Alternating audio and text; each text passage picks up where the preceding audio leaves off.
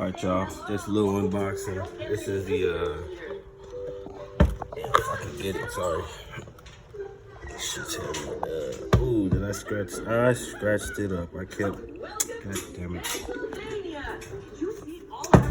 Fuck.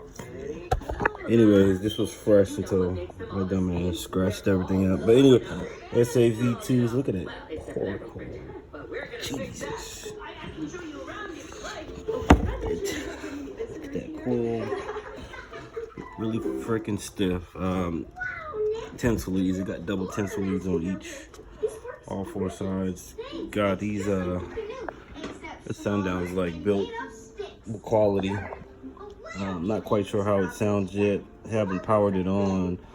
Well, actually I did, but I just free aired it. But got to throw it in an enclosure, of course. Yep, there it is.